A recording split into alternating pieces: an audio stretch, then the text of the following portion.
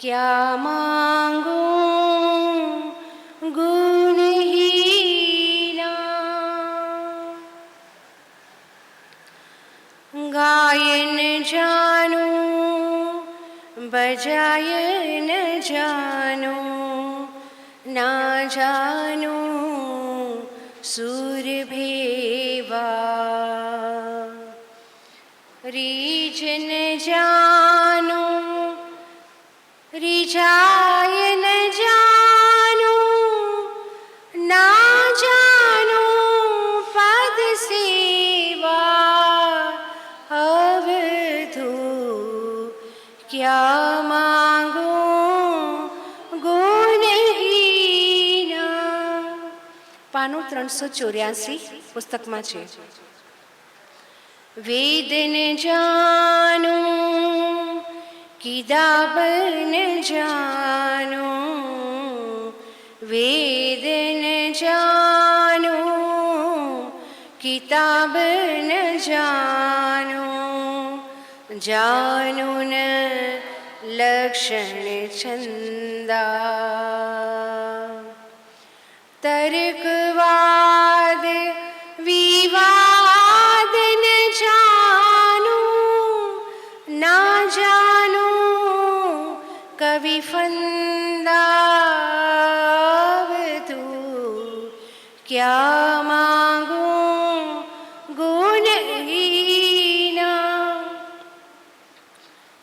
जाप न जानूं जुवाब न जानूं, ना जानूं कथवाता। भाव न जानूं भक्ति न जानूं, जानूं न सिराता। अवधू क्या मांगूं गुणहीना। ज्ञान न जानूं विज्ञान न जानूं, ना जानूं भजनामा। आनंद घन प्रभु के घर द्वारे, रटन करो गुण धामा। अवधू क्या मांगूं गुणहीना।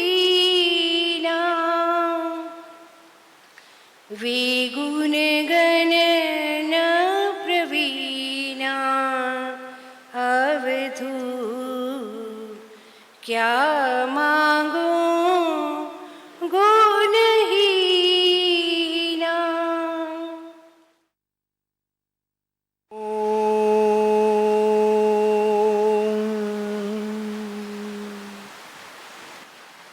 नमो अरिहंताणं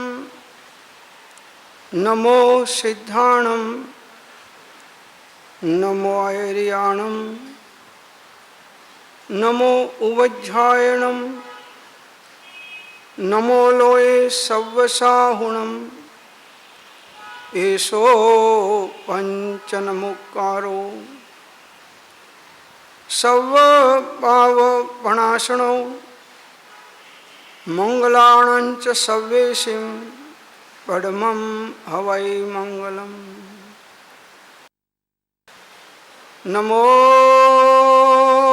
दुर्वार रागादे वैरिवार निवारिणे, अर्हते योगिनाथाय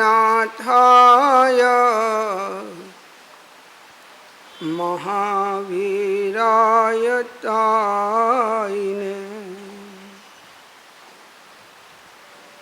मोक्षमार्गस्य नेतारं भेतारं कर्मभोभृतां ज्ञातारं विश्वतत्त्वानां वन्दे तद्गुणलब्धये। अज्ञानतिमिरान्धानां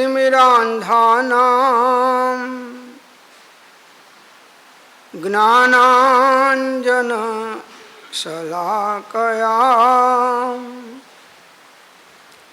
चक्षुरुन्मीलितं येन तस्मै श्रीगुरुवे नमः। अहो श्री सत्पुरुषना वचनामृत मुद्रा અને સત સમાગમ સુષુપ્ત ચેતનને જાગૃત કરનાર, પડતી વૃત્તિને સ્થિર રાખનાર,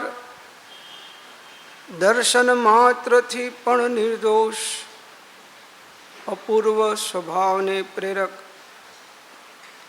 સ્વરૂપ પ્રતીતિ અપ્રમત્ત સંયમ અને પૂર્ણ વિતરાગ નિર્વિકલ્પ સ્વભાવના કારણભૂત છેલ્લે અયોગી સ્વભાવ પ્રગટ કરી અનંત અવ્યાબાદ સ્વરૂપમાં સ્થિતિ કરાવનાર ત્રિકાળ જયવંત વર્તો. ઓમ શાંતિ શાંતિ શાંતિ. અનંતય અનંત ભાવ હેદધિ મરેલી ભલી અનંતય અનંતનય નિક્ષેપે વ્યાખ્યાની છે.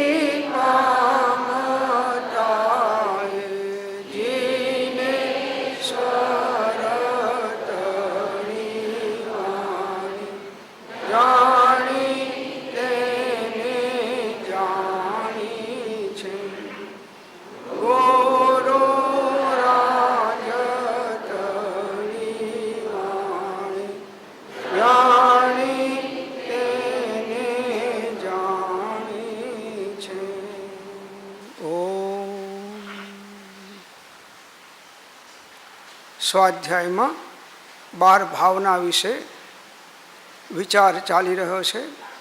એમાં આજે લોકાનું પ્રેક્ષા,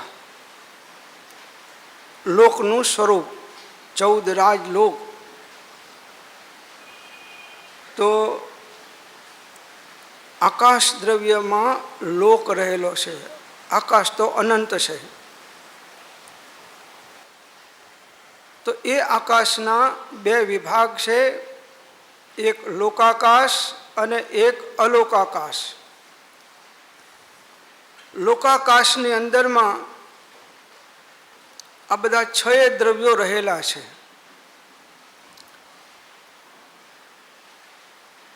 તો 6 દ્રવ્યોનો સમુદાય એનું નામ લોક.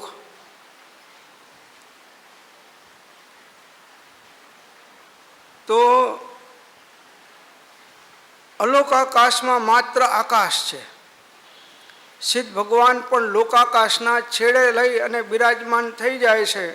કેમ કે ઉપર ધર્માસ્તિકાય છે નહીં, એટલે ઉપર જઈ શકે એમ નથી. ધર્માસ્તિકાયનું નિમિત્ત હોય તો જ કોઈ દ્રવ્ય ગતિ કરી શકે. તો આકાશ દ્રવ્યના ક્ષેત્રની તો અનંત છે. તેના અત્યંત જે મધ્ય દેશ છે વચમાંનો, એમાં આ ક્ષેત્ર રહે છે. એનું નામ લોક કહેવાય છે. આ લોક અનાદિકાળથી છે અને અનંતકાળ સુધી રહેવાનો. 6 દ્રવ્ય અનંતકાળથી છે, અનાદિકાળથી, અને અનંતકાળ સુધી રહેવાના. તો 6 દ્રવ્યો અનાદિ છે, તો લોક પણ અનાદિ છે.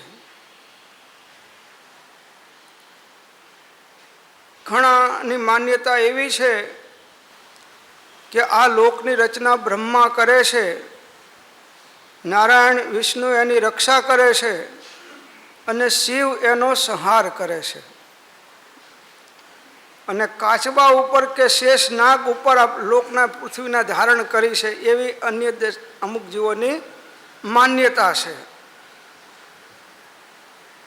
અને જ્યારે પ્રલય થાય છે ત્યારે બધું સર્વ શૂન્ય થઈ જાય છે. આ લોક આખો એવી માન્યતા છે. હકીકતમાં તો કંઈ શૂન્ય થતું નથી, અને ખાલી બ્રહ્મની સત્તા રહી જાય છે એક. અને એ બ્રહ્મની સત્તામાંથી પાછી ફરીને સૃષ્ટિની રચના થાય છે.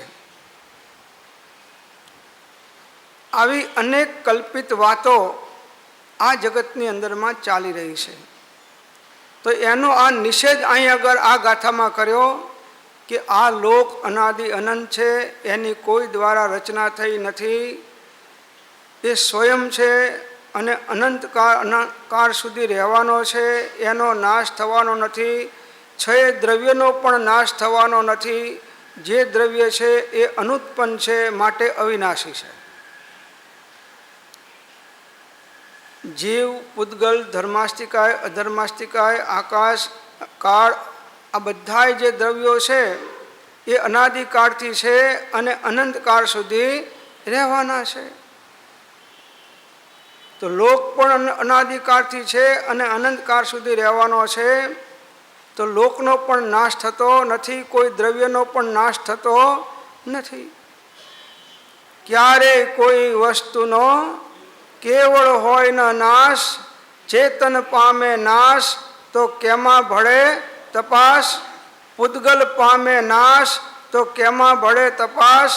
એવી રીતે ધર્માસ્તિકાય, અધર્માસ્તિકાય, આકાશ અને કાળ પામે નાશ તો કેમાં ભળે તપાસ.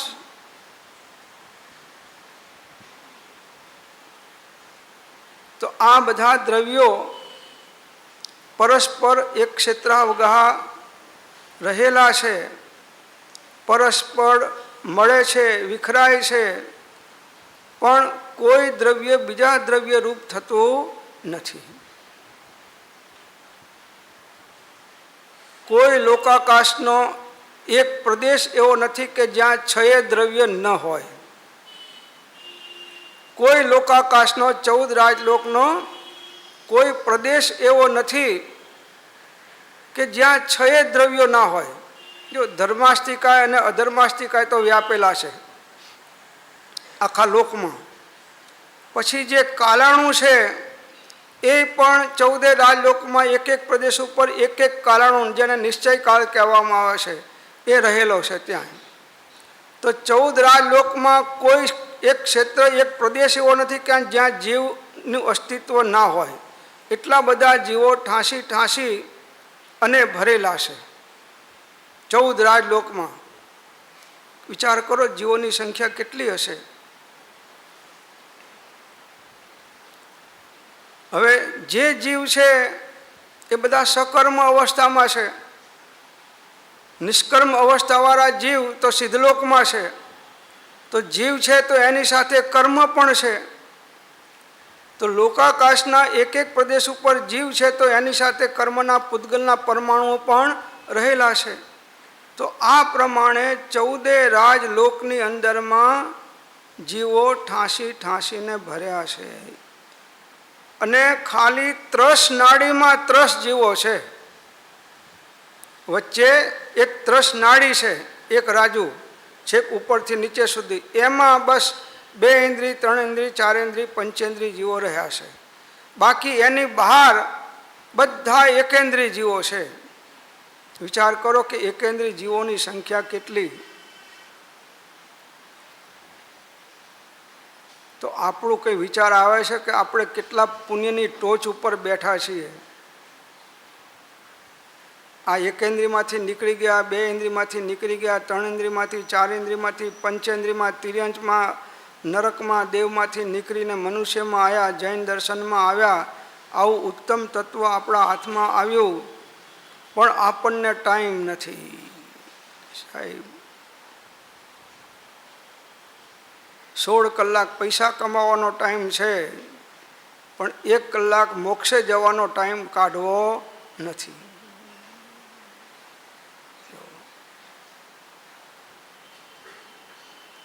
તો આ લોકનો જે નીચો મૂળમાં પૂર્વ પશ્ચિમ 7 રાજુ લોક છે. એક રાજુ એટલે તો અસંખ્યાત દ્વીપ સમુદ્રો છે, એ પણ એના કરતાં એક રાજુ મોટો છે. આ જે આપણો દ્વીપ છે એને પાછો લવણ સમુદ્ર ઘેરીને રહ્યો છે, આના કરતાં ડબલ. એના કરતાં ડબલ પાછો બીજો દ્વીપ છે, એને પાછો ઘેરીને સમુદ્ર રહ્યો છે, એના કરતાં ડબલ. એનો પાછો આગળ પાછો દ્વીપ છે એ એના કરતાં ડબલ છે. અને એને ઘેરીને રહેલો જે પાછો સમુદ્ર એ એના કરતાં ડબલ છે. આવા અસંખ્યાત દ્વીપ સમુદ્રો છે, તો પણ એક રાજુ લોક અંદરમાં થતો નથી. અને અસંખ્યાત દ્વીપ સમુદ્રની અંદરમાં છેલ્લો સ્વયંભૂ રમણ સમુદ્ર છે. એની અવગાહના જ એટલી છે કે એક બાજુ અસંખ્યાત દ્વીપ સમુદ્ર હોય અને એક બાજુ એકલો એ સ્વયંભૂ રમણ સમુદ્ર છે, એની અવગાહના છે. અને એમાં કેટલા જળચર જીવો છે, હજારો, લાખો, કરોડો સમ્યક દ્રષ્ટિઓ છે ત્યાં. મધ્યમાં એક રાજુ વિસ્તાર છે, મધ્યની અંદરમાં. અને બ્રહ્મ સ્વર્ગથી ઉપર 5 રાજુ છે. અને લોકના અંતમાં ઉપર એક રાજુ પાછો છે. એટલે માણસ આમ કમર ઉપર હાથ રાખીને ઊભો રહે, પગ પોળા કરીને, એ પ્રકારે એનો આકાર છે. હવે અસંખ્યાત દ્વીપ સમુદ્રો, ઉપર 7 રાજુ, નીચે રાજુ, આટલું બધું એનો વિસ્તાર છે. આ શેના માટે વિચારવાનું છે કે આપણને થોડો ખ્યાલ આવે કે આની અંદરમાં આ પૃથ્વી તો એક ટપકા જેટલી નથી. સમુદ્રમાં એક બિંદુ હોય એટલી આ પૃથ્વી નથી. હવે એ પૃથ્વી ઉપર હિન્દુસ્તાન જુઓ તો આ કાન લબડે છે ને એટલોય નથી. આ કાનનો આકાર છે, તમે જોજો વિશ્વનો નકશો, એમાં હિન્દુસ્તાન. હવે હિન્દુસ્તાનમાં મુંબઈ કેટલું,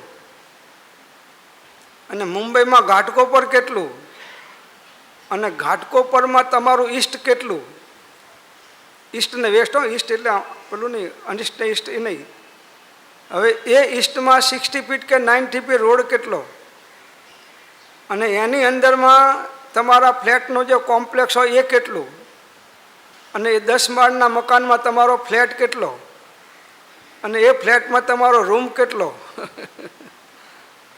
ખ્યાલ આવે છે? આપણને અહંકાર થાય છે કે મારે તો 5 કરોડનો ફ્લેટ છે ને પેલો કે મારે 10 કરોડનો ફ્લેટ છે ને આ કે સોમાયાનો એસ્ટેટ તો અબજો રૂપિયાનું છે. અરે પ્રભુ સાંભળે ને બાપુ, એ બધી ધૂળે નથી કંઈ.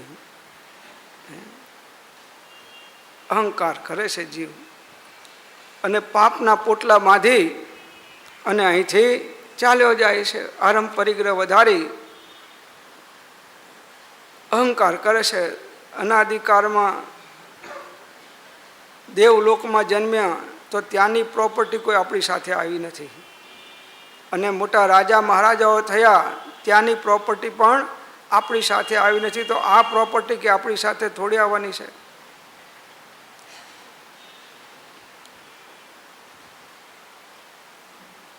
તો એક ભાવ થોડો સમય જીવવાનું છે, એમાં એટલા બધા પથારા પાથરીને જીવ બેઠો છે કે એને 5000 10,000 વર્ષનું આયુષ મળે તો એને ઓછું લાગે.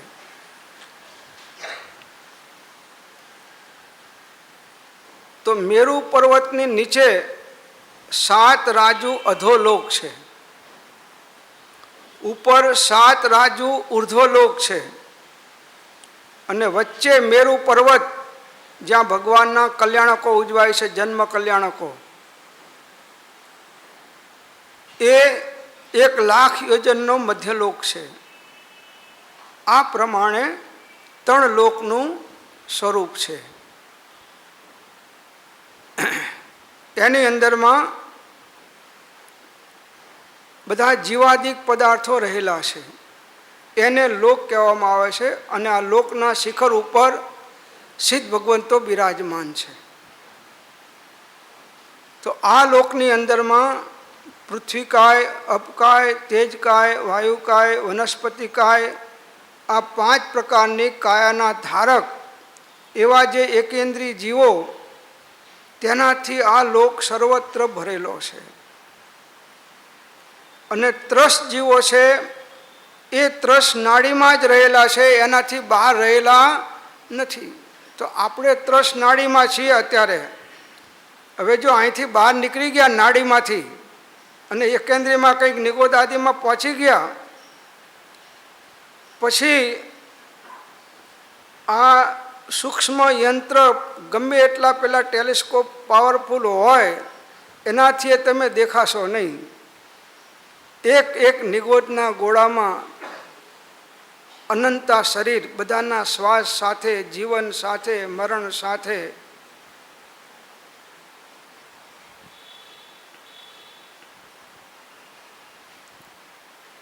તો આ લવણ સમુદ્ર, એના પછી કાલો દધી સમુદ્ર, આવા અનંતા અસંખ્યાત સમુદ્રો છે. છેલ્લે સ્વયંભૂ રમણ સમુદ્ર છે.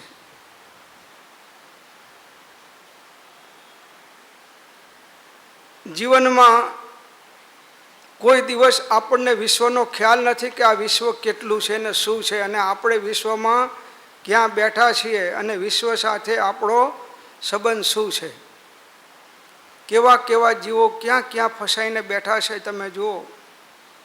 મનુષ્યોથી નારકી જીવો અસંખ્યત ગુણ વધારે છે. જેટલી સંખ્યા મનુષ્યોની છે એના કરતાં નારકીઓની સંખ્યા કેટલી છે? અસંખ્યાત ગુણી વધારે છે. નારકીઓ કરતાં બધા દેવો અસંખ્યાત ગુણા વધારે છે. સંખ્યાની અપેક્ષાએ વાત ચાલે છે. અને દેવો કરતાં પણ પ્રત્યેક વનસ્પતિકાય જીવ એ અસંખ્યાત ગુણા વધારે છે. એટલે સૌથી મેજોરિટી જીવોની સંખ્યા જુઓ તો આ પ્રત્યેક વનસ્પતિકાય એટલે એકેન્દ્રી જીવો, એકેન્દ્રી જીવોની મેજોરિટી છે. હવે એ એકેન્દ્રીયમાંથી એને 2 ઇન્દ્રિય થવું હોય તો ઘણો સમય લાગે છે.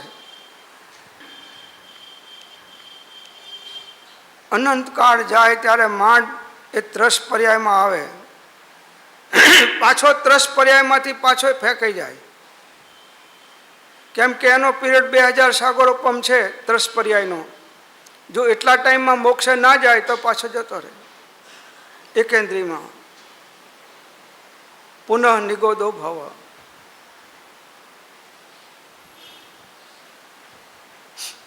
એક મહારાજ હતા,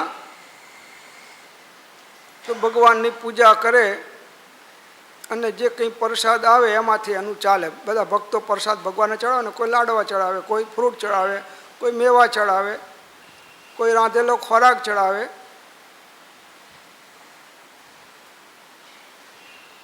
તો ભગવાનની નીચે થોડી આમ બખોલ તો એમાં એક ઉંદેડો રહે. તો એ મહારાજ આગા પાછા જાય એટલે એ થોડો પ્રસાદ ખાઈ લે. એટલે પ્રસાદના કારણે આમ અટ્ટો કટ્ટો થઈ ગયેલો.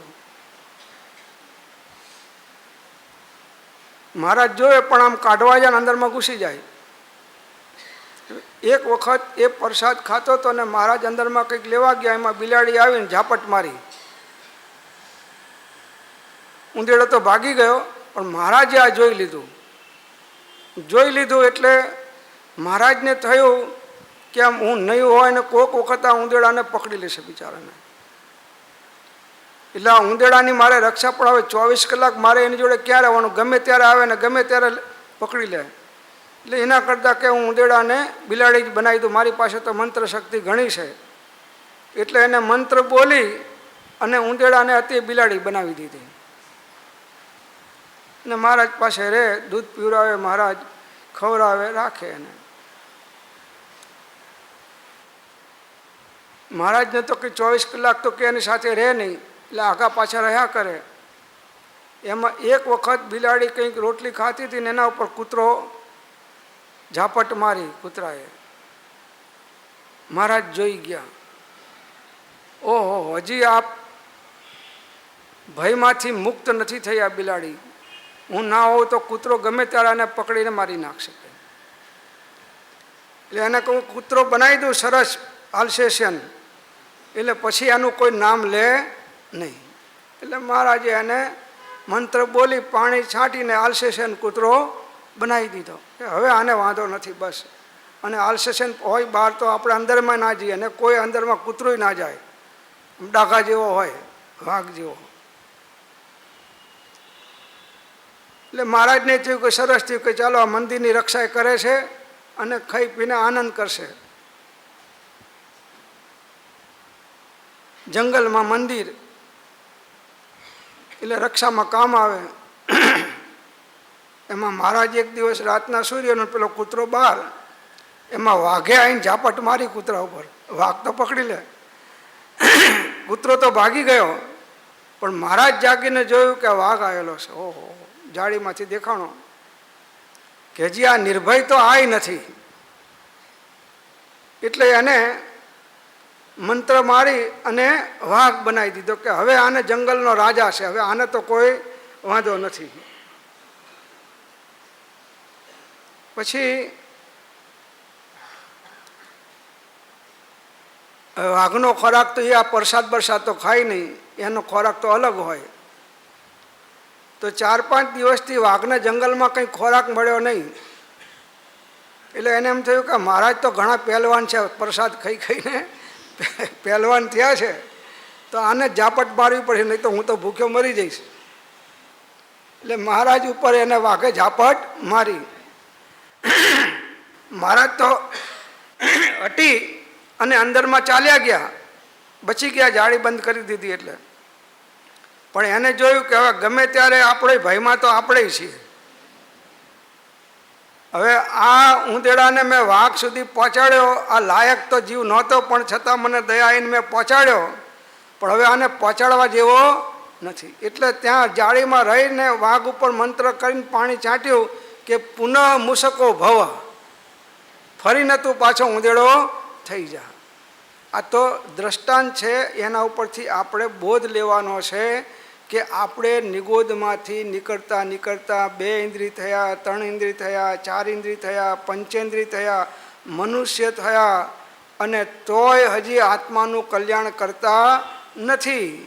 એટલે ભગવાનને થયું કે આ માણસ મનુષ્ય થવાને લાયક, આ એકે ભવને લાયક નથી. એટલે ભગવાને મંત્ર માર્યો કે પુનઃ નિગોદો ભવ, જાઓ પાછા નિગોદમાં પહોંચી જાઓ.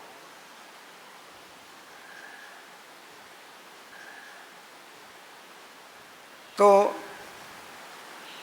માંડ માંડ નીકળતા નીકળતા અહીં સુધી આવ્યા છીએ. હવે જલ્દી ઘરે ભેગા થઈ જાઓ. ઘરમાં જે શાંતિ છે, આત્મામાં જે શાંતિ છે, એ વિશ્વમાં ક્યાંય નથી.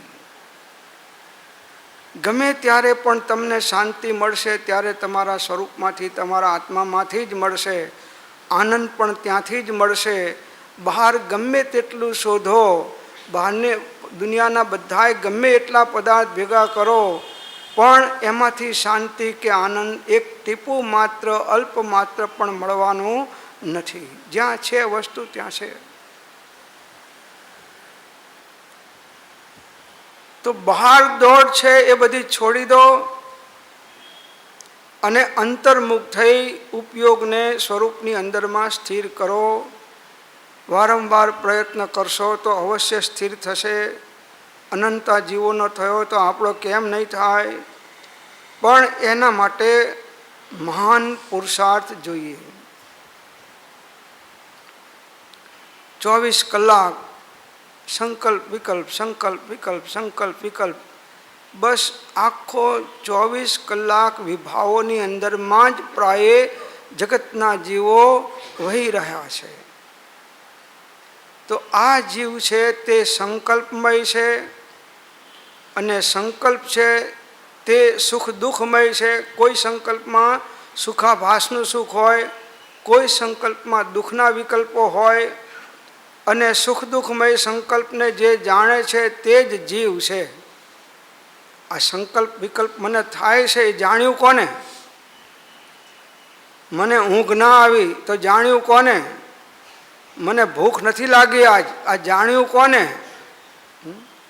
બસ હવે વધુ નહીં ભાઈ, બહુ જમ્યા, હવે આટલી રોટલી નહીં, આટલો ભાતનો દાણો નહીં, હવે પેટ ભરાઈ ગયું છે, આ જાણ્યું કોને?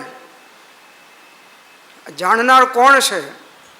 તો આ જાણનારી જે જ્ઞાયક સત્તા છે, જાણ્યું તો જ્ઞાન પર્યાય, અને એ જ્ઞાન પર્યાય જ્ઞાન ગુણના આધારે રહી છે, અને એ જ્ઞાન ગુણ જ્ઞાયક સત્તાના આધારે રહ્યો છે.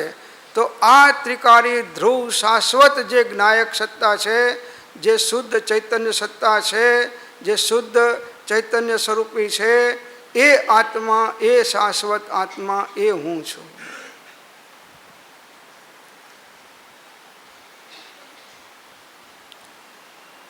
આ પ્રકારની વારંવાર ભાવના ચિંતવના કરવાથી જીવ બધા વિભાવોથી ધીમે ધીમે રહિત થતો થતો થતો એની સ્વભાવમય દશા પ્રગટ થાય છે. બીજો કોઈ ધર્મ નથી, બસ સ્વભાવની સિદ્ધિ કરે તે જ ધર્મ અનુકૂળ. કૃપાળુદેવ મૂક્યું છે, સ્વભાવની સિદ્ધિ કરે તે જ ધર્મ અનુકૂળ. બસ. તો આ જાણવા વાળો 24 કલાક ઊંઘમાં હોય તોય જાણે, સપનું ચાલતું હોય ત્યારે જાણે, કોમામાં ગયો હોય ત્યારે પણ જાણે. એક સમય કોઈ પણ જીવ જાણ્યા વગરનો નથી. બસ એ જાણનારી જે અખંડ ચૈતન્ય સત્તા છે એ હું છું. આ દેહ તો નાશવંત છે. હું કોઈ સ્ત્રી કે પુરુષ નથી, હું કોઈ મનુષ્ય કે દેવ કે તિર્યંજ કે નારકી નથી, હું કોઈ અન્ય રૂપે નથી. હું માત્ર એક શાશ્વત આત્મા છું. એગો મેં શાસદો અપ્પા નાણ દંશન લક્ષણો શેષા મેં બાહિરા ભાવા સર્વે સંજોગ લક્ષણા. હું એક શાશ્વત આત્મા છું, જ્ઞાન દર્શન આનંદ સ્વરૂપી. એ સિવાય બીજામાં આત્મપણાની માન્યતા, હુંપણાની માન્યતા એ અનંત દુઃખ અને અનંત સંસારનું કારણ છે. તો આવો સંકલ્પમય આત્મા છે. જીવ દેહથી મળ્યો થકો જ નેત્રથી પદાર્થોને દેખે છે, દેહથી મળ્યો થકો જ કાનેથી શબ્દો સાંભળે છે, દેહથી મળ્યો થકો જ મુખથી ખાય છે, જીભથી સ્વાદ લે છે, અને દેહથી મળ્યો થકો જ પગથી ગમન કરે છે. જો દેહમાં જીવ ના હોય તો આ બધી ક્રિયા બનતી નથી. હવે એ ક્રિયા બને છે એને અજ્ઞાની એમ માને છે કે આ ક્રિયા હું કરું છું, હું ખાઉં છું, હું ચાલું છું. બાપુ તું ચાલતો નથી, તું ચાલે છે એને જોઈ રહ્યો છું, તું જાણનારો છો. તું ખાતો નથી, ખાવાની ક્રિયા થાય છે એને તું જાણનારો છું. તું પાણી પીતો નથી, જે પાણી પીવાની ક્રિયા થાય છે એને તું જાણનારો છું. તું માત્ર જાણનારો છું. જાણવા સિવાય આત્મા બીજું કંઈ કામ કરતો નથી. જાણવા સિવાય બીજું હું કંઈ કરું છું એ માન્યતા અજ્ઞાનીની હોય છે, અને એના કારણે આ જીવ ચાર ગતિમાં પામે છે. તો હવે જો આપણે સાચું સમજશું, દેહ જીવ એક રૂપે ભાસે છે, અજ્ઞાન વડે અને ક્રિયાની પ્રવૃત્તિ પણ તેથી તેમ થાય છે. દેહ અને જીવની એકપણાની માન્યતા સહિત લોક એમ પ્રમાણે માને છે, લોકો બધા, કે હું રાજા છું, હું નોકર છું, હું શેઠ છું, હું દુર્બલ છું, હું દરિદ્ર છું, હું નિર્બળ છું, હું બળવાન છું.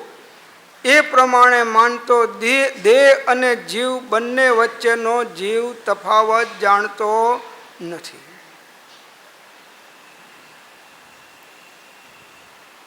તો જે કાર્ય દેહ દ્વારા થાય છે એને જીવ પોતે કર્તા તરીકે માને છે, કે આ મેં બનાવ્યું, આ હું હતો તો બધી ફેક્ટરીઓ ચાલી, આ હું છું તો ઘર ચાલે છે, આ ચોપડી મેં ખસેડી. આમ કે એટલે ચોપડી ત્યાં નથી ખસેડી પ્રભુ. અરે સાહેબ, તમે આ અંગૂઠાથી ધક્કો મારીને ચોપડી ખસ્યા, અમે સામે બેઠા જોઈ છે ને તમે જૂઠું બોલો છો. હવે આમાં શું બન્યું એ તો સમજો. આ જૈન દર્શનનું વિજ્ઞાન તો સમજો. આ ચોપડીને આમ અંગૂઠાથી ધક્કો માર્યો ને ખસી, તો અંગૂઠાએ ચોપડીને નથી ખસેડી એમ કહે છે. ચોપડી સ્વયં ખસી છે, અંગૂઠો એમાં નિમિત્ત થયો છે. હકીકતમાં જુઓ તો અંગૂઠો ચોપડીને અડ્યો નથી. ચોપડીના દ્રવ્ય ક્ષેત્રકાળ ભાવ અને અંગૂઠાના દ્રવ્ય ક્ષેત્રકાળ ભાવ એ તદ્દન ભિન્ન છે.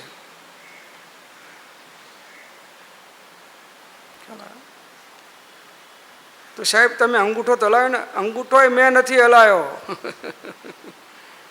અંગૂઠો મેં નથી હલાવ્યો. તો કોને હલાવ્યો સાહેબ? અંગૂઠો અંગૂઠાના કારણે હલ્યો છે, એનામાં હલવાની યોગ્યતા હતી તો હલ્યો. લકવો થઈ જાય ને તમે હલાવો અંગૂઠો તો નહીં હલે. લકવો થઈ જાય અને અંગૂઠો હલાવો તો નહીં હલે. તો અંગૂઠો આત્માએ હલાવ્યો નથી. અંગૂઠો અચેતન છે, અજીવ છે, અને આત્મા તો ચેતન છે. તો કોઈ ચેતન અચેતનની ક્રિયા કરી શકતો નથી. જડ ચેતનનો ભિન્ન છે, કેવળ પ્રગટ સ્વભાવ, એકપણું પામે નહીં, ત્રણેય કાળ દ્વય ભાવ. તો અંગૂઠો આત્માએ હલાયો નથી. અંગૂઠો અંગૂઠાના કારણે એનામાં હલવાની યોગ્યતા હતી માટે હલ્યો છે. તો તમે સાહેબ નિમિત્ત તો ખરાક નહીં. ના, અમે નિમિત્તે નથી. અંગૂઠો હલાવવાના અમે નિમિત્ત પણ નથી. ત્યારે શું થયું સાહેબ આમાં? બીજું આગળ તો કહો. તો કે આની અંદરમાં શરીરમાં વાયુ છે, એ વાયુના ધક્કાના કારણે, એના નિમિત્તના કારણે અંગૂઠો હલ્યો છે. અંગૂઠો હલ્યો છે પોતાના કારણે, ઉપાદાનથી. એમાં નિમિત્ત તરીકે શરીરની અંદરમાં રહેલો વાયુ એ નિમિત્ત થયો છે. તો સાહેબ વાયુને તો તમે હલાયો કે નહીં? તો કે ના, વાયુને મેં હલાયો નથી. જો આ સમયસાર છે, કર્તા કર્મ અધિકાર વાંચો એટલે ખ્યાલ આવશે અંદરમાં. અત્યારે અમદાવાદમાં એ જ ચાલે છે, સમયસાર કર્તા કર્મ અધિકાર. એટલે વળી યાદ આવી ગયો વાંચતા વાંચતા, તો તમને કહું છું. તો આત્માના પ્રદેશો પરિસ્પંદિત થયા, હલનચલન રૂપ થયા. એના નિમિત્તે વાયુને ધક્કો વાગ્યો. પ્રદેશમાં હલનચલન થઈ એના નિમિત્તે વાગ્યો. તો તમે શું કર્યું સાહેબ? તો મેં ખાલી અંગૂઠો હલાવવાનો, ચોપડીને હલાવવાનો વિકલ્પ કર્યો. એ વિકલ્પ આમાં નિમિત્ત થયો છે, હું નથી થયો. એક દ્રવ્યની પર્યાય બીજા દ્રવ્યની પર્યાયમાં નિમિત્ત થાય છે, પણ એક દ્રવ્ય બીજા દ્રવ્યમાં નિમિત્ત થતો નથી. આ તો સાંભળી રાખો, અત્યારે ભવિષ્યમાં કામ આવશે. હવે અત્યારે તો તમને આ પકડાશે નહીં, આ તો વિષય આવ્યો સામાન્ય એટલે કહું છું. તો આ જીવ કોઈ જાણે કે આ જીવના સુખ દુઃખ આદિ કાર્યોનો ઈશ્વર આદિ અન્ય કરે છે, પણ એમ નથી.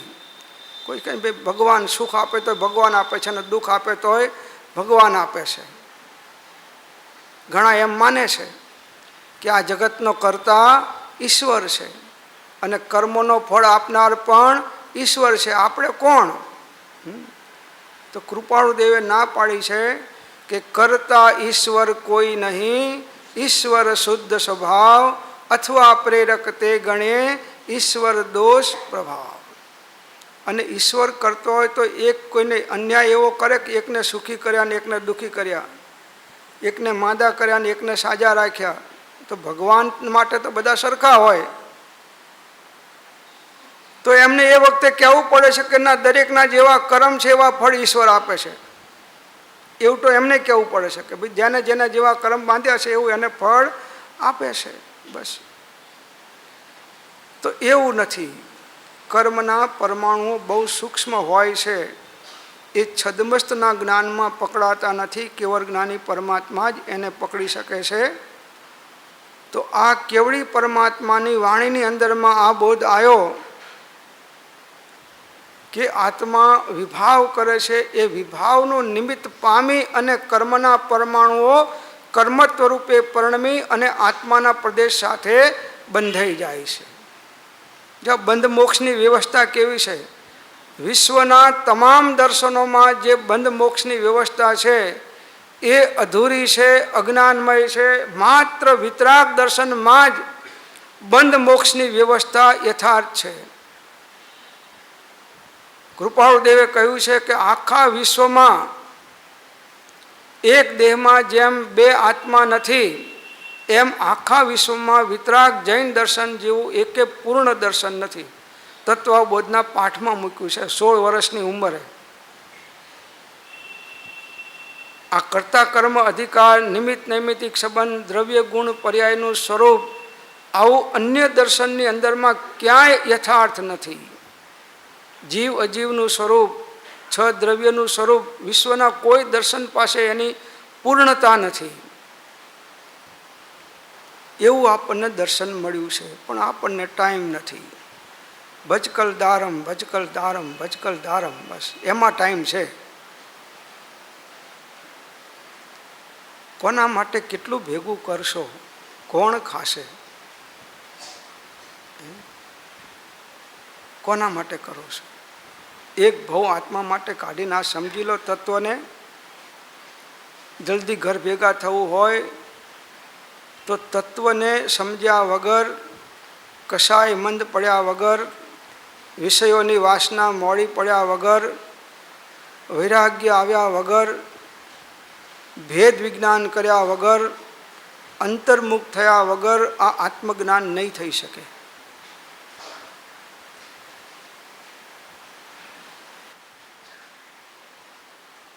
તો ભલે એ ગમે એટલું કોઈ અજ્ઞાની માને કે ભગવાન કરતા છે ને ભગવાનની ઈચ્છા વગર કોઈ પાંદડું હલતું નથી, પણ જૈન દર્શન તો એમ કહે છે કે ભગવાન એક પાંદડાને હલાવી શકતા નથી.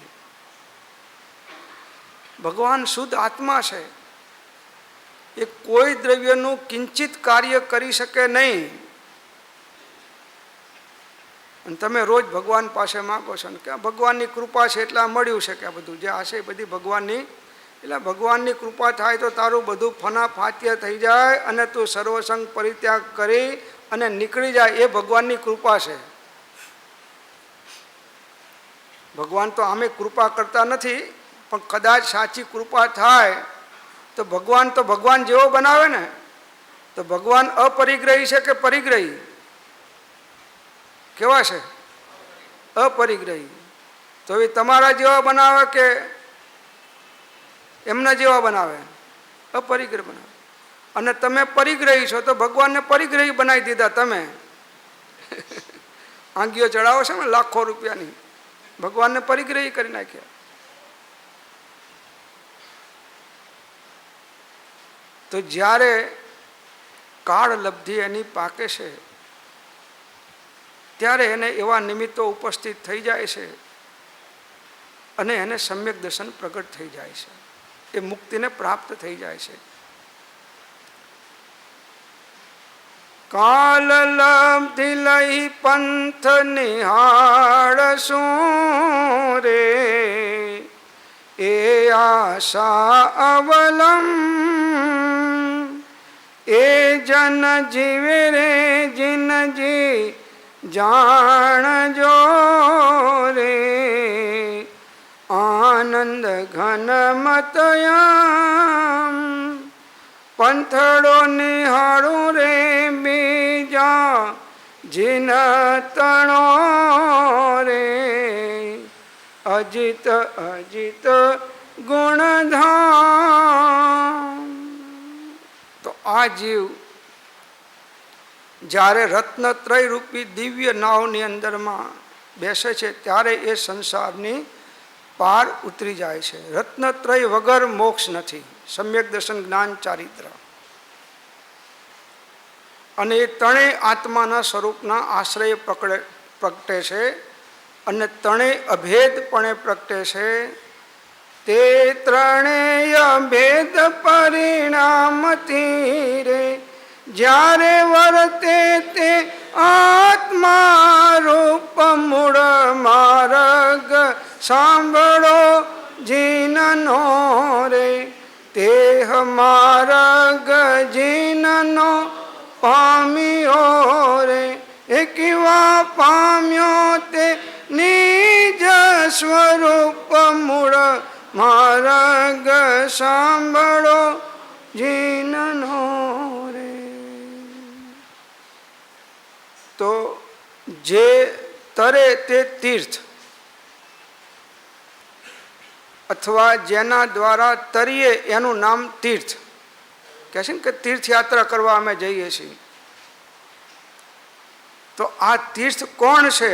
તો કે આ સમ્યક દર્શન જ્ઞાન ચારિત્ર એ જ સાચું તીર્થ છે, એના દ્વારા તરાય છે.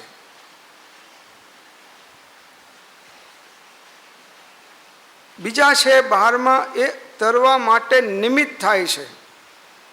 દેવ ગુરુ ધર્મ જે કંઈ હોય વ્યવહાર તીર્થ બહારમાં છે એ નિમિત્ત થાય છે. નિશ્ચય તીર્થ તો જીવના શુદ્ધો ઉપયોગ એટલે રત્નત્રયની અભેદતા આ નિશ્ચય તીર્થ છે. જીવો ત્રણ પ્રકારના બતાવ્યા છે સમાધિ શતકમાં, તંત્રમાં: બહિરાત્મા, અંતરાત્મા અને પરમાત્મા. તો જે જીવને મિથ્યાત્વ કર્મનો ઉદય છે, મોહનીય કર્મનો ઉદય છે, તીવ્ર કષાય અનંતાનુમતિ કષાયનો ઉદય છે, એના નિમિત્તથી એ જીવ પરને પોતાનું માને છે, દેહ અને આત્માને એક માને છે, પરથી મને સુખ થાય એમ માને છે, પરથી મને દુઃખ થાય એમ માને છે, હું બીજાને સુખી કે દુઃખી કરી દઉં એમ માને છે, આને મને દુઃખી કર્યો, આને મને સુખી કર્યો એમ માને છે, એનું નામ બહિરાત્મા છે. એ જીવ અજ્ઞાની છે. જે માનતો મુજથી દુઃખી સુખી કરું હું પર જીવને, તે મૂઢ છે, અજ્ઞાની છે, વિપરીત એથી જ્ઞાની છે. જ્યાં કર્મ ઉદય જીવ સર્વે દુઃખિત તેમ સુખી થતાં, તું કર્મ તો દેતો નથી તો ત્યાં કેમ દુઃખી સુખી કર્યા? આપણે માનીએ છીએ કે અમુક જીવોએ મને દુઃખી કર્યો, અમુક જીવો નહીં. પ્રભુ કોઈ તને દુઃખી સુખી કરી શકે જ નહીં. કોઈ એક દ્રવ્ય બીજા દ્રવ્યને કિંચિત માત્ર લાભ કે નુકસાન કરી શકે નહીં. એ અજ્ઞાનીની માન્યતાઓ છે, જ્ઞાનીની માન્યતા નથી. તું દુઃખી તારા અજ્ઞાન ભાવ અને રાગદ્વેષના ભાવને કારણે થાય છે, અને તું સુખી તારા સમ્યક દર્શન જ્ઞાન ચારિત્રમય ભાવના કારણે થાય છે. બહારના પદાર્થો કોઈ આપણને સુખી દુઃખી કરી શકે? આ ભ્રાંતિ છે, આ અજ્ઞાન છે. આ અજ્ઞાન જ્યાં સુધી ના નીકળે ત્યાં સુધી એનું મિથ્યાત્વ એ બહિરાત્મા છે, મિથ્યાત્વ એનું અકબંધ છે. અને મિથ્યાત્વ કાઢવું હોય તો આ જીન વચનો વારંવાર વાંચો, વિચારો, સાંભળો, એનું ચિંતન મનન કરો તો સાચું તત્વ સમજાશે, તો આત્મા ઓળખાશે. શરીરનું સ્વરૂપ શું છે, આત્માનું સ્વરૂપ શું છે, હું કોણ છું, ક્યાંથી થયો, શું સ્વરૂપ છે મારું ખરું, કોના સંબંધે વર્ગણા છે, રાખું કે એ પર હરું, એના વિચાર વિવેકપૂર્વક શાંત ભાવે જો થયા તો સર્વ આત્મિક જ્ઞાનના સિદ્ધાંત તત્વ અનુભવ્યા. તો જે જીન વચનમાં પ્રવીણ છે, જીવ અને દેહમાં ભિન્નતા ભેદ જાણે છે અને જેને 8 મદ જીત્યા છે, જેને આત્માનુભૂતિ થઈ છે, ગ્રંથિ ભેદ થયો છે, એ અંતરાત્મા કહેવાય છે. અને જેમને સર્વ કર્મનો નાશ કર્યો, ઘાતીનો નાશ કર્યો, એ અરિહંત પરમાત્મા છે. અને ઘાતી અને અઘાતીનો નાશ કર્યો એ સિદ્ધ પરમાત્મા છે. આ પરમાત્માનું સ્વરૂપ, પેલું બહિરાત્માનું સ્વરૂપ, પછી દેહને આત્માને અલગ જાણે એ અંતરાત્મા છે. એ અંતરાત્માની અંદરમાં જુદા જુદા પ્રકારના ભેદ છે. કે ઉત્કૃષ્ટ અંતરાત્મા કોણ છે, તો કે 12મા ગુણસ્થાનકની અંદરમાં જે છે મુનિ, એ ઉત્કૃષ્ટ અંતરાત્મા છે. મધ્યમ અંતરાત્મા જે 7મા ગુણસ્થાનકથી 11મા સુધી છે મધ્યમ છે, અથવા 5મા 6ઠા વાળા 7મા વાળા બધા મધ્યમ છે. અને 4થા ગુણસ્થાનકમાં જે છે એ જઘન્ય અંતરાત્મા છે. એના બધા ભેદ પાડ્યા છે. તો સાવક વ્રતવાળો હોય કે મુનિ વ્રતવાળા હોય, એ 7મ ગુણસ્થાનક સુધી બધા મધ્યમ આત્મા છે, પ્રમત આત્મા છે. ત્યાં સુધી 6ઠ્ઠા ગુણસ્થાનક સુધી એ મધ્યમ અંતરાત્મા છે. અવિરતિ સમ્યક દ્રષ્ટિ જે ગ્રસ્ત હોય એ જઘન્ય અંતરાત્મા છે. અને 7માંથી ઉપર વિશેષ અંતરાત્મા છે. પણ 12મા વાળા જે છે એ સર્વોત્કૃષ્ટ અંતરાત્મા છે. અને અંતર્મુરાત્મા એ પરમાત્મા થઈ જાય છે. તો હવે જીવ તત્વની વાત આ કાળમાં સાંભળનારા વિરલા જીવો છે. વિરલા જાણે તત્વને, વિરલા સમજે કોઈ, વિરલા ધારે તત્વને, વિરલા પાવે કોઈ. કોક જીવ, આ પંચમ કાળ છે એમાં કોક જીવ આવું તત્વને પ્રાપ્ત કરે છે.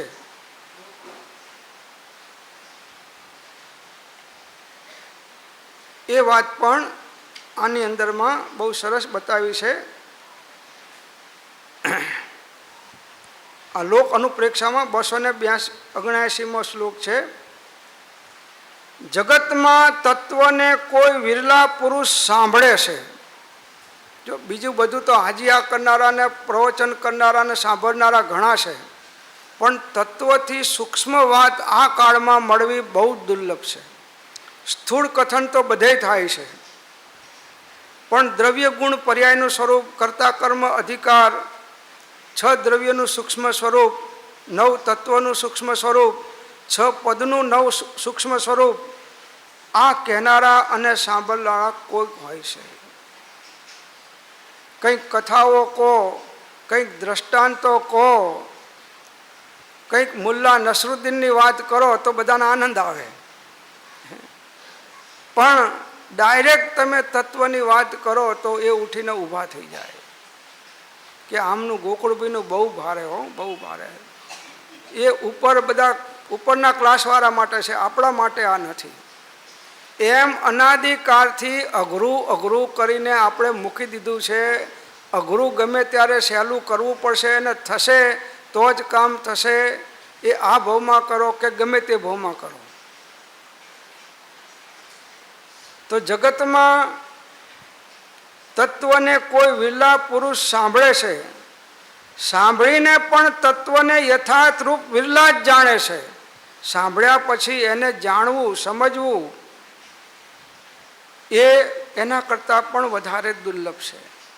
સાંભળનારા તો ઘણા છે, પણ એને પકડનારા, એને જાણનારા જેમ છે એમ તત્વને જાણનારા જીવો એમાંય વિરલા હોય છે. જાણીને પણ તત્વની ભાવના કરનારા એમાંય વિરલા હોય છે. જો વિરલામાં વિરલા અને એમાંય વિરલા જાણી અને તત્વની ભાવના કરે, આત્માની ભાવના કરે, આત્માનું ચિંતન કરે, આત્માનું ધ્યાન કરે, આત્મ સમાધિ લગાડે, એ પાછા એમાં પણ વિરલા હોય છે.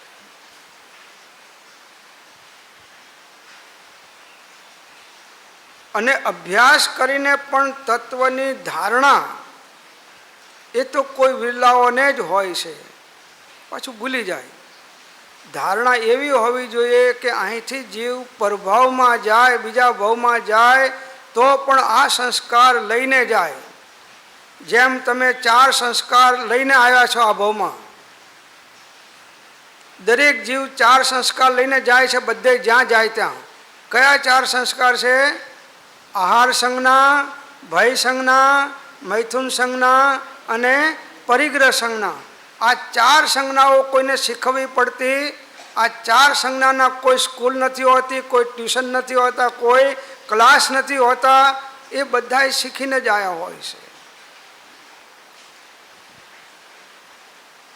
તો કોઈક વિરલા જીવો સાંભળનારા છે પ્રભુ. એવી રીતે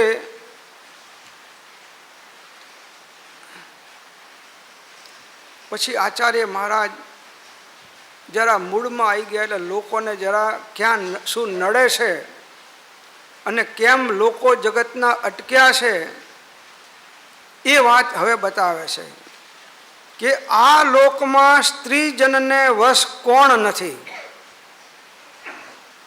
આ લોકમાં સ્ત્રીજનને વશ કોણ નથી. કામથી જેનું અંતઃકરણ ખંડિત નથી થયું એવો કોણ છે. ઇન્દ્રિયોથી જે નથી જીતાઈ ગયો એવો કોણ છે. તથા કષાયોથી જે નથી તપ્તાયમાન થયો એવો કોણ છે. આખું જગત કષાય અને વિષયોથી તપ્તાયમાન થયેલું છે.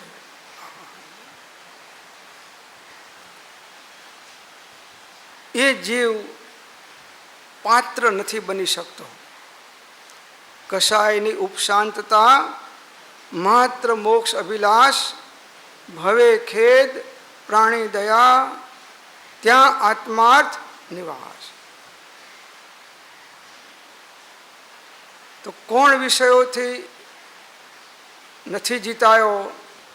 તો કે જે પુરુષ તત્વનું સ્વરૂપ જાણી બાહ્ય અભ્યંતર સર્વ પરિગ્રહને ગ્રહણ કરતો નથી, તે પુરુષ સ્ત્રીજનને વશ થતો નથી.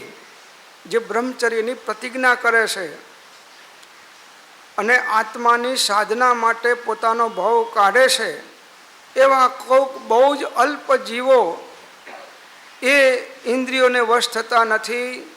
એ પુરુષ ઇન્દ્રિયોથી જીતાઈ જતો નથી. તે પુરુષ મોહ કર્મ, જે મિથ્યાત્વ કર્મ, તેનાથી જીતાતો નથી. હવે થોડો સમય છે તો આપણે બોધિ દુર્લભ ભાવના લઈએ છીએ. આ સંક્ષેપમાં લઉં છું. લોક ભાવના તો એટલી બધી છે કે 1 મહિનો સ્વાધ્યાય ચાલે. કેમ કે 14 રાજલોકનું સ્વરૂપ, એમાં જીવો, નારકીના જીવોનું આયુષ કેટલું ને એમનું જીવન કેવું, દેવોનું કેવું, તિર્યંચનનું કેવું, બધું ઘણું લાંબુ છે. સંક્ષેપમાં આપણે બધું એનો સાર લઈ લીધો. હવે બોધિ દુર્લભ, બોધિ એટલે સમ્યક દર્શન, જ્ઞાન, ચારિત્ર. આ દુર્લભ છે અને એ મનુષ્ય ભવમાં વિશે પૂર્ણ પ્રાપ્ત થાય છે.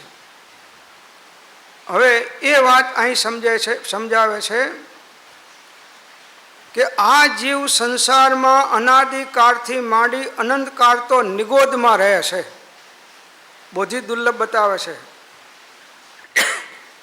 અને ત્યાંથી નીકળી પૃથ્વીકાય આદિ પર્યાયને ધારણ કરે છે. આ પૃથ્વીકાય જમીનમાં, કાં તો પથરાઓ, ડુંગરાઓમાં પથરા હોય ને, બધા પૃથ્વીકાય કહેવાય. અનાદિકાળથી અનંતકાળ સુધી નિત્ય નિગોદમાં જીવનો વાસ છે. નિત્ય નિગોદ.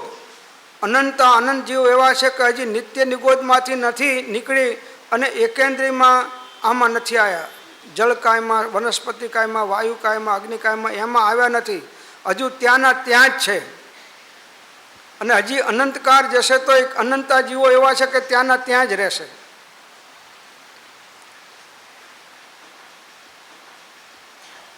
અનાદિકાળથી અનંતકાળ સુધી નિત્ય નિગોદમાં જીવનો વાસ છે. ત્યાં એક શરીરમાં અનંત જીવોનો આહાર, શ્વાસોશ્વાસ, જીવન મરણ સમાન છે.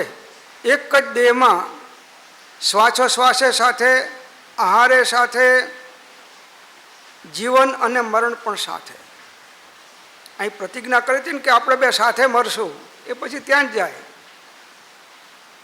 તમે જીવો છે, હું જ છું ને, અને હું છું તમે જ છો ને, તમે ના હોય તો પછી મારે રહીને શું કામ છે? એ બધા નિગોદમાં જાય. ત્યાં પછી સાથે જન્મવાનું, સાથે મરવાનું, આ જન્મ મરવાનું બુફે સાથે. આ બધા જીવોને ત્રસપણું બે ઇન્દ્રિય પામવી પરમ દુર્લભ છે. કેવું દુર્લભ છે કે જેમ ચિંતામણી રત્ન પામવું દુર્લભ છે, એમ ત્રસ પર્યાય પામવી એ એકેન્દ્રિય જીવો માટે દુર્લભ છે.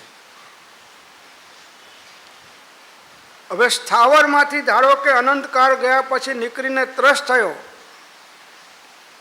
ત્યાં બે ઇન્દ્રિય, ત્રણ ઇન્દ્રિય, ચાર ઇન્દ્રિય વિકલત રહીને પામે, ત્યાં ઉત્કૃષ્ટ 1 કરોડો પૂર્વ વર્ષ રહે, ત્યાંથી માંડ નીકળી અને એ પંચેન્દ્રિય પંચેન્દ્રિયપણું પામે. પંચેન્દ્રિયમાં પણ પાછો કેવો થાય? અસંગની થાય.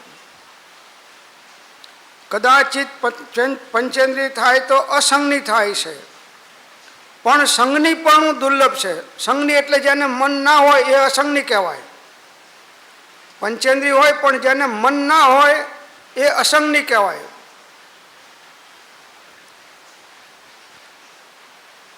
હવે કદાચ સંગની થાય તો કોઈ ક્રૂર તિર્યંજ થાય.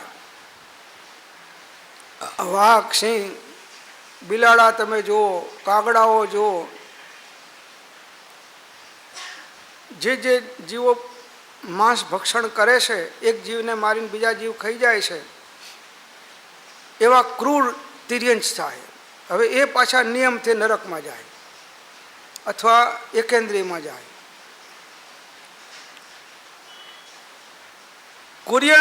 ક્રૂર તિર્યંજ થાય તો તે તીવ્ર અશુભ પરિણામથી અશુભ લેસ્યા સહિત મરીને નરકમાં પડે છે.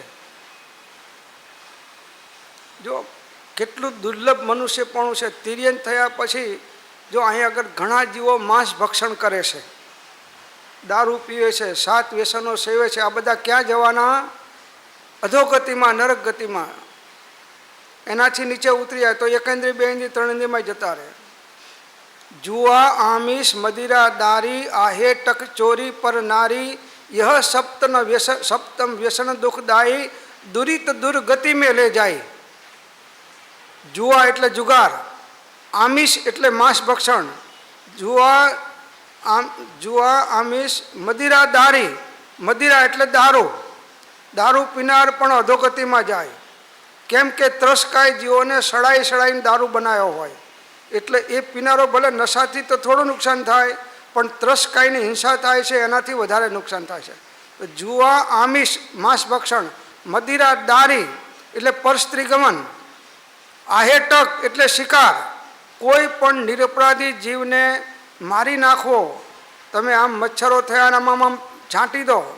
એક વખત હું અહીં ગયેલો આસ્થા, ભોલાભાઈનો આસ્થા, તમે ચાલીને જતા હતા બહાર, ચાલીને બીજા ગામ જતા હતા. મેં કીધું વોકિંગ કરવું છે, 2-3 કિલોમીટર છેટું હતું. તો રસ્તામાં ખેતરો આવે અને ખેતરોમાં બધી દવાઓ છંટાય, પેલો પાક થાય ને એટલે દવાઓ છંટાય. તો પેલા દવાઓ છાંટવાવાળાને ખેડૂતના માલિકને બધા ઊભા થાય. મેં કીધું લાવો આ પંપ હું તમારા સામે લગાડું, આ દવા છે એનો પંપ આના ઉપર નાખો એવું તમારું. તો કે પૈસા મેં મરી જઈએ. તો મેં કીધું આનો જીવ નથી, આ એને વાલો નથી. રડી ગયો. મેં કીધું આ તમે ક્યાં જશો? નરકમાં જશો. રડી ગયો. ભાઈ સાહેબ કે આજથી નહીં. નાખી દીધો પંપ અને મૂકી દીધું બધું. આવી રીતે સાબરકાંઠામાં હજારો જીવોને, ખેડૂતોને આ પંપ છોડાયા. અહિંસા છે. તો જુઆ, આમિષ, મદિરા, દારી, आहेटक એટલે શિકાર, ચોરી, આ ચોરીઓ કરવી, અને પરનારી એટલે જે ધંધાદારી સ્ત્રીઓ હોય એ દારી, અને આ પર નારીમાં પર સ્ત્રીઓ. યહી સપ્ત વ્યસન દુઃખદાયી દુરિત દુર્ગતિ મિલે જાય. આ 7 વ્યસનો છે, એનું એક વ્યસન સેવનારો પણ અધોગતિમાં જાય તો 7 વ્યસન સેવનારો ક્યાં જાય? હવે અત્યારે આખા વિશ્વમાં જુઓ આ વ્યસનોનું કેટલું ચાલ્યું છે, કેટલું ચાલ્યું છે. હવે ક્યાં જશે? કોણ આને સમજાવે? આખા વિશ્વમાં માંસ ભક્ષણ કેટલું છે વિચાર કરો. મેજોરિટી વર્ગ, હું તો માનું છું કે 80% 85% ઉપર માંસ ભક્ષણ કરનારા હશે. હવે આ બધા નિયમથી નરક ગતિને અધોગતિમાં જવાના, નિયમથી. કેમ કે ક્રૂરતા વગર આ કામ ના થાય. મારવું એ ક્રૂરતાનું કામ છે, અને મારેલું ખાવું એ પણ કરવું, કરાવવું, અનુમોદન કરવામાં આવી જાય છે. તો વિચાર કરો કે જો પંચેન્દ્રિય સંગની થઈને મનુષ્ય સુધી આવ્યો અને આવી હિંસાની અંદરમાં આવા પાપો બાંધીને પાછો જીવ અધોગતિની અંદરમાં જતો રહેશે. તો તિર્યંચમાંથી નકરી મનુષ્યપણું દુર્લભ છે. જેમ 4 રસ્તા વચ્ચે કે સમુદ્રની અંદરમાં રત્ન પડી ગયું હોય તો મહાભાગ્ય હોય એના હાથમાં આવે. સમુદ્રમાં રત્ન પડી જાય તો હાથમાં લેવું બહુ મુશ્કેલ. એ સાહેબ 10 દ્રષ્ટાંતે દોહી લો, એ સાહેબ ઉત્તમ કુળ સૌભાગ્ય, એ સાહેબ પામ્યો પણ હારી ગયો, એ જેમ રત્ને ઉડાડ્યો કાગ, એક વાર મલોને મોરા સાહેબા. મનુષ્ય બહુ કેટલો દુર્લભ છે. 10 દ્રષ્ટાંતો આપ્યા છે. એ દ્રષ્ટાંતો હું તમને કહીશ તો તમને એમ ખ્યાલ આવશે કે ઓહો આપણે કેવી રીતે મનુષ્ય થયા હશું. એક જ ખાલી દ્રષ્ટાંત આપું છું, 10નો તો ટાઈમ નથી, પણ 100 મણ બાજરીની કોઠી ભરી છે, અનાજની બાજરી અંદરમાં 100 મણ. હવે એ કોઠીને ઠલવી નાખવાની, ઊંધી કરીને ખાલી કરી નાખવાની. પછી કોઠીને પાછું ફરીને એવી રીતે ભરવાની કે જે દાણો જે જગ્યાએ હતો એ જગ્યાએ ગોઠવાય. શક્ય છે? 100 મણ બાજરીના દાણા એ જે જગ્યાએ પહેલાં હતા અને ઠલવી નાખ્યા ને પાછા એ જ જગ્યાએ ભરવાના ભરાય? તો જ્ઞાનીઓ કહેશે તો એ તો કોક દિવસે ભરાય, પણ મનુષ્ય ભાવ પ્રાપ્ત કરવો એ એના કરતાં પણ વધારે દુર્લભ છે, કોઈ સામાન્ય નથી. અને આપણે વિષય કશાય આરંભ પરિગ્રહમાં હારી જઈએ છીએ. બસ લૌકિક વ્યવહારો એટલા બધા વધી ગયા, કિંમતી સમય ક્યાં બરબાદ થઈ જાય. મુંબઈ વાળા તો 4-6 કલાક તો જવામાં જ બરબાદ થઈ જતા હશે મોટા ભાગે ટ્રાવેલિંગમાં.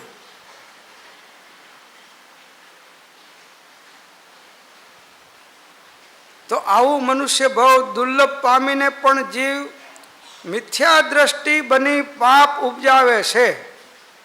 આવો દુર્લભ મનુષ્ય ભાવ મળ્યો પણ સમ્યક્ત્વ માટે પ્રયત્ન કરતો નથી, પાપ ઉપજાવે છે. મનુષ્ય પર્યાય પામી કદાચિત આર્યખંડમાં પણ જન્મે તો ત્યાં ઉચ્ચ કુળ પામવું દુર્લભ છે. ઉચ્ચ કુળમાં જન્મ લેવો, આવા વિતરાગ શાસનમાં બ્રાહ્મણ જૈન થવું એ બહુ દુર્લભ છે. ઉચ્ચ કુળમાં કદાચિત ઉચ્ચ કુળમાં પણ જન્મ પામે તો ત્યાં ધનહીન કે દરિદ્રી થાય, કાં તો પૈસા વગરનો રહે ને ગરીબ રહે, તો આખી દિવસ 24 કલાક મજૂરી કરવી પડે. હવે એને ક્યાં સમય મળે તો કે ધર્મ કરવાનો? તેનાથી કંઈ સુકૃત બને નહીં બનતા, એ પાપમાં જ લીન રહે છે. બસ ગમે તેમ કહીને પછી ચોરી કરે, જૂઠું બોલે, આડાવડા પાપમય ધંધા કરે, ઘરનું પૂરું કરવા માટે શું કરે? હવે કદાચિત ધનવાનપણું પણ પામે તો ત્યાં ઇન્દ્રિયોની પરિપૂર્ણતા પામવી અતિ દુર્લભ છે. અને કદાચિત ઇન્દ્રિયોની સંપૂર્ણતા પણ પામે તો ત્યાં રોગ સહિત દેહ પામે પણ નિરોગ હોવું દુર્લભ છે. જો કેટલું દુર્લભપણું આ બોધિ દુર્લભ ભાવના છે. એમાં ઉત્તરો ઉત્તર આપણે જે અત્યારે મળ્યું છે કેટલું દુર્લભમાં દુર્લભ, જે અનંત અનંત જીવોમાંથી માંડ point point point point point point અબજો અબજો ટપકા કરીને એકડો કરો એટલાય જીવોને આવું ભાગ્ય મળ્યું નથી, એવું આપણને મળ્યું છે.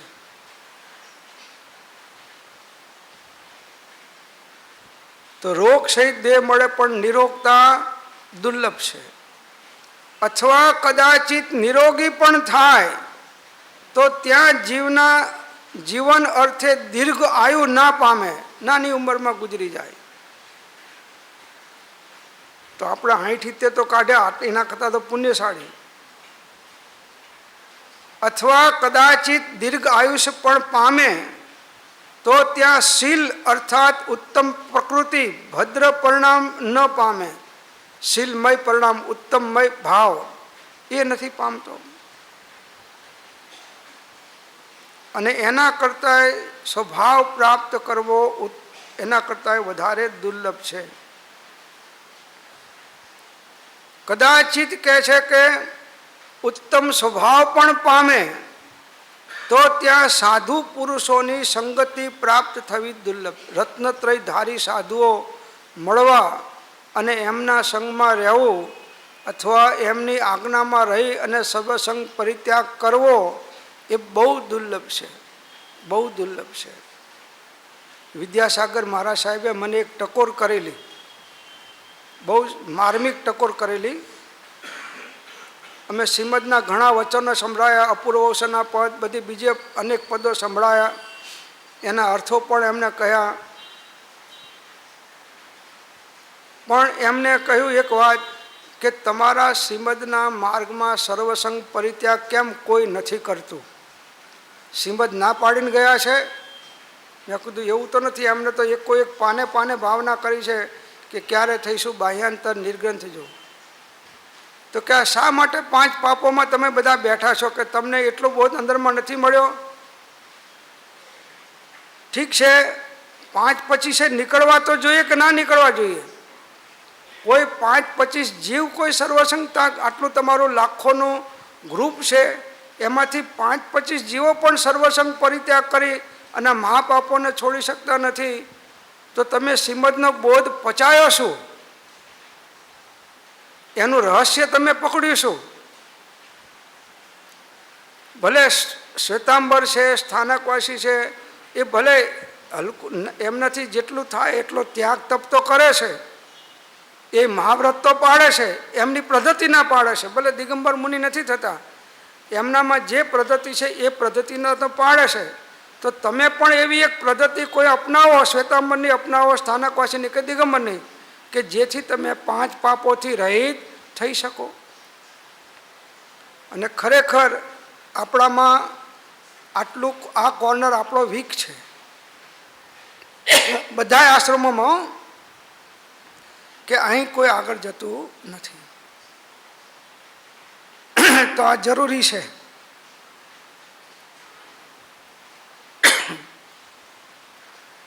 તો ઉત્તમ સ્વભાવ પણ પામે તો ત્યાં સાધુ પુરુષોની સંગતિ પામે નહીં. અને કદાચ બી પામે તો ત્યાં સમ્યક દર્શન પામવું, સત સદ્ધાન થવું અતિ દુર્લભ છે. સાધુ પણ થાય પણ સમ્યક દર્શન તો સાધુઓ માટે પણ આ કાળમાં બહુ દુર્લભ છે. જેટલા જૈન સાધુઓ છે બધાય ફિરકાના, એમાં ખરેખર આત્માનુભૂતિ જેને થઈ હોય, ગ્રંથિભેદ જેને થયો હોય, અનંતાનુમતિ કસાયનો અભાવ થયો હોય, એવા સાધુઓ કોઈ માંડ 1, 2, 4 આંગળીના વેઢે તત્વજ્ઞાન તરંગીમણા તો લખ્યું છે કે માંડ 1, 2 કોઈ જીવ હોય. ગ્રહસ્થોની તો વાત બહુ આગળ છે, કેમ કે આ તો 24 કલાક ફ્રી થઈને સાધના કરનારા જીવો છે, સ્વાધ્યાય કરે છે, ધ્યાન કરે છે, ચિંતન કરે છે, પાપથી બધું છૂટી ગયા છે. એવા જીવોને પણ જો સમ્યક દર્શન પામવું આટલું દુર્લભ છે, તો સામાન્ય જીવોની તો વાત જ ક્યાં છે? કેટલું દુર્લભ છે સમ્યક દર્શન પ્રાપ્ત કરવું. મનુષ્ય ભાવ દુર્લભ નથી. પહેલાં બતાવ્યો દુર્લભ, પણ હું કહું છું કે મનુષ્ય ભાવ દુર્લભ નથી. દુર્લભ એવો મનુષ્ય દેહ પણ પૂર્વે અનંત વાર મળ્યો છે. સમ્યક દર્શન કેટલી વાર મળ્યું? કેટલો ટાઈમ મળ્યો? તો દુર્લભ સમ્યક દર્શન કે મનુષ્ય ભાવ? મનુષ્ય ભાવ કરતાં પણ દુર્લભ સમ્યક દર્શન છે. હવે કદાચિત સમ્યક્ત્વ પણ પામે તો ત્યાં આ જીવ ચારિત્ર ગ્રહણ કરે નહીં. ચારિત્ર વગર તો મુક્તિ નથી. ચારિતમ ખલ્લુ ધમો. કદાચિત ચારિત્ર પણ ગ્રહણ કરે તો તેને નિર્દોષપણે પાલન કરી શકે નહીં. જેવું આગમમાં પાલન બતાવ્યું છે ચારિત્રનું, મહાવ્રત, સમિતિ, ગુપ્તિ અને મૂળ ગુણોનું, એ પ્રકારે પાલન કરી શકનારા અત્યારે જીવો પ્રાયે કોઈ હોય તો હોય, બાકી આગમ પ્રમાણે જે બાહ્ય ચારિત્ર બતાવ્યું છે એ પ્રકારે પાળનારા તો કોક વિરલા ક્વચિત હોય. જો આ પંચમ કાળ છે એટલે કેટલી બધી આ દુર્લભતાઓ છે.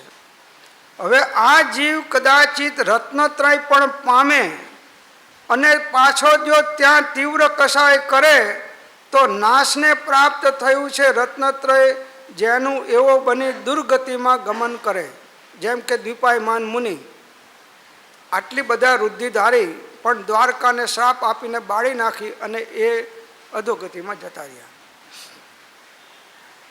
એવી રીતે સાધુઓ આ પણ પ્રાપ્ત કરે તો પણ રત્નત્રયને જાળવવું એ બહુ જ દુર્લભ છે. કેમ કે એનું પોષણ કેવળ જ્ઞાનીઓ પાસેથી મળે, ઉપરની ભૂમિકાવાળા પાસેથી મળે. એ જો ન મળે, જેમ આપણને આ સત્સંગનું પોષણ મળે છે, ભક્તિનું પોષણ મળે છે તો કંઈક ટકી શક્યા છે.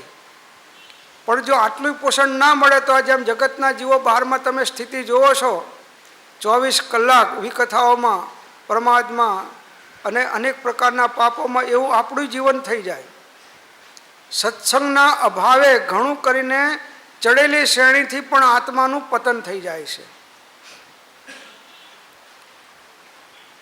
તો જેમ મહાન સમુદ્રમાં પડી ગયેલું રત્ન ફરી પામવું દુર્લભ છે, તેમ આ મનુષ્યપણું પામવું દુર્લભ છે. એવો નિશ્ચય કરી હે ભવ્ય જીવો, આ મિથ્યાત્વ અને કસાયોને છોડો, એવો શ્રી ગુરુઓનો ઉપદેશ છે. મિથ્યાત્વ અને કસાયોને છોડો, આવો ઉપદેશ છે. અથવા મનુષ્યપણામાં કદાચિત શુભ પરિણામોથી દેવ પણ થાય અને કદાચિત સમ્યક્ત્વ પણ પામે તો ત્યાં તપશ્ચરણ દેવલોકમાં તપ અને ચારિત્ર નથી. દેશ વ્રત પણ નથી શ્રાવકોનું, અને શીલ વ્રત એટલે બ્રહ્મચર્ય પણ ત્યાં નથી. આમાં લખ્યું છે પણ છતાં પાંચમા સ્વર્ગના લોકાંતિક દેવો બ્રહ્મચારી છે અને ઉપરના બધા દેવો પણ બ્રહ્મચારી છે. ગ્રેવેક ઉપરના જે છે એ પણ બધા બ્રહ્મચારી છે. હે ભવ્ય જીવો, આ મનુષ્ય ગતિમાં જ તપનું આચરણ હોય છે. આ મનુષ્ય ગતિમાં જ મહાવ્રત હોય છે. આ મનુષ્ય ગતિમાં જ ધર્મ ધ્યાન, શુક્લ ધ્યાન હોય છે. અને આ મનુષ્ય ગતિમાં જ નિર્વાણ એટલે મોક્ષની પ્રાપ્તિ હોઈ શકે છે. બીજા કોઈ યોનિમાં આ બધું નથી. એવું આ મનુષ્યપણું પામી જે ઇન્દ્રિય વિષયોમાં રમે છે તે દિવ્ય અમૂલ્ય રત્નને પામી અને ભસ્મને માટે દગ્ધ કરે છે. કોઈની પાસે કિંમતી ચંદનના લાકડા હોય અને વાસણ ઘસવા માટે એનું બાળીને રાખ કરીને વાસણ ઘસે તો એને તમે કેવો કહો? ચંદનના લાકડાને બાળી એની રાખથી વાસણ ઘસે એને કેવા કહીએ? બસ તો આ મનુષ્ય પામી અને જે સમ્યક દર્શન જ્ઞાન ચારિત્રની આરાધના નથી કરતા એ એના કરતાં પણ વધારે હીન કહેવાય છે. તો આ બધું દુર્લભમાં પણ દુર્લભ જાણી તથા સમ્યક દર્શન જ્ઞાન ચારિત્ર સંસારમાં દુર્લભથી પણ દુર્લભ જાણી એ સમ્યક દર્શન જ્ઞાન ચારિત્રનો હે ભવ્ય જીવો તમે ઘણો આદર કરો. નિગોદમાંથી નીકળી ઉપર કહ્યા પ્રમાણે અનુક્રમથી દુર્લભથી પણ દુર્લભ જાણો.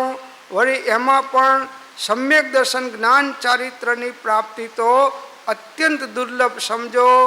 તેને પામીને ભવ્ય જીવોએ તેનો મહાન આદર કરે છે. બસ કરવો યોગ્ય છે.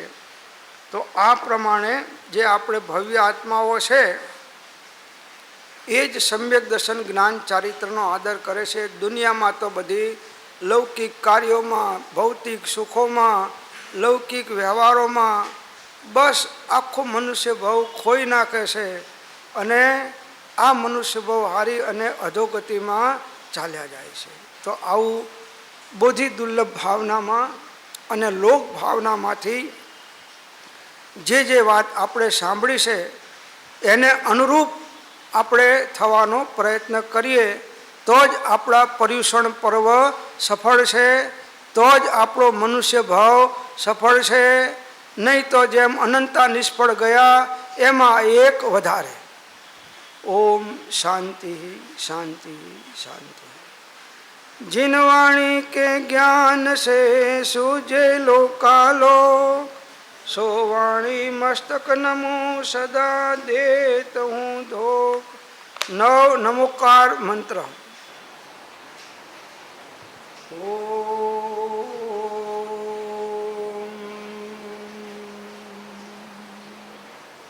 सुख धामानंद सुशांत जाहि दिन रात रहे तद ध्यानमयि